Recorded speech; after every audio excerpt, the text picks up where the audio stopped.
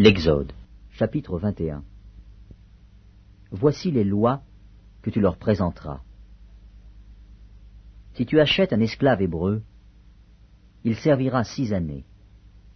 Mais la 7e, il sortira libre, sans rien payer. S'il est entré seul, il sortira seul. S'il avait une femme, sa femme sortira avec lui. Si c'est son maître qui lui a donné une femme, et qu'il en ait eu des fils ou des filles, la femme et ses enfants seront à son maître, et il sortira seul.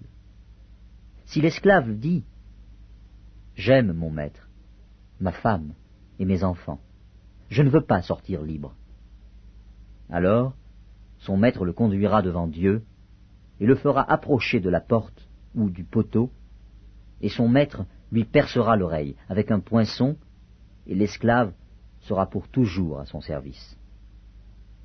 Si un homme vend sa fille pour être esclave, elle ne sortira point comme sortent les esclaves.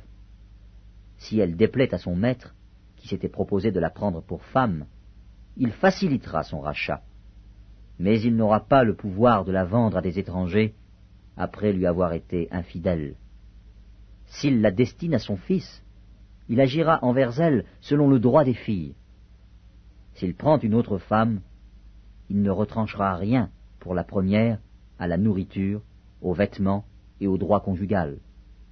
Et s'il ne fait pas pour elle ces 3 choses, elle pourra sortir sans rien payer, sans donner de l'argent.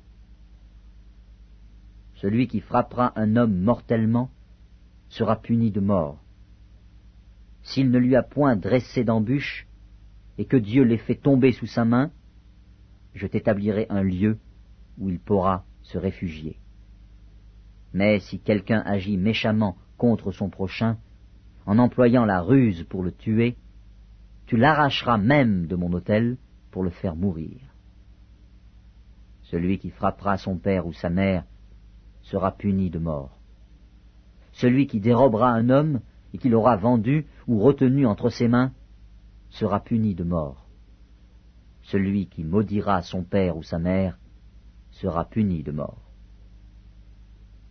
Si des hommes se querellent, et que l'un d'eux frappe l'autre avec une pierre ou avec le poing, sans causer sa mort, mais en l'obligeant à garder le lit, celui qui aura frappé ne sera point puni, dans le cas où l'autre viendrait à se lever et à se promener dehors avec son bâton.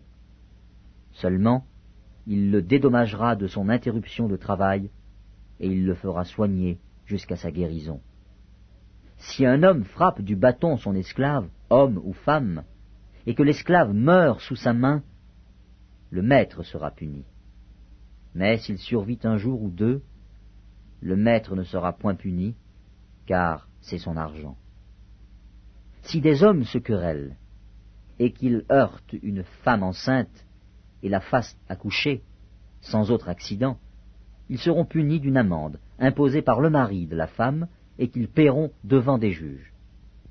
Mais s'il y a un accident, tu donneras vie pour vie, œil pour œil, dent pour dent, main pour main, pied pour pied, brûlure pour brûlure, blessure pour blessure, meurtrissure pour meurtrissure. Si un homme frappe l'œil de son esclave, homme ou femme, et qu'il lui fasse perdre l'œil, il le mettra en liberté pour prix de son œil. Et s'il fait tomber une dent à son esclave, homme ou femme, il le mettra en liberté pour prix de sa dent. Si un bœuf frappe de ses cornes un homme ou une femme, et que la mort en soit la suite, le bœuf sera lapidé.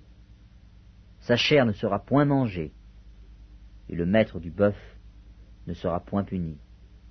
Mais si le bœuf était auparavant sujet à frapper, et qu'on en ait averti le maître, qui ne l'a point surveillé, le bœuf sera lapidé, dans le cas où il tuerait un homme ou une femme, et son maître sera puni de mort.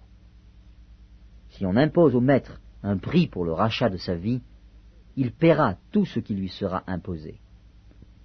Lorsque le bœuf frappera un fils ou une fille, cette loi recevra son application. Mais si le bœuf frappe un esclave, homme ou femme, on donnera 30 sicles d'argent au maître de l'esclave, et le bœuf sera lapidé. Si un homme met à découvert une citerne, ou si un homme en creuse une et ne la couvre pas, et qu'il y tombe un bœuf ou un âne, le possesseur de la citerne paiera au maître la valeur de l'animal, en argent, et aura pour lui l'animal mort.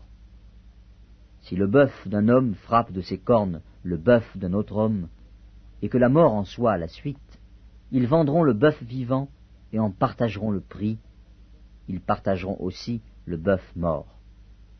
Mais, s'il est connu que le bœuf était auparavant sujet à frapper, et que son maître ne l'ait point surveillé, ce maître rendra bœuf pour bœuf, et aura pour lui le bœuf mort.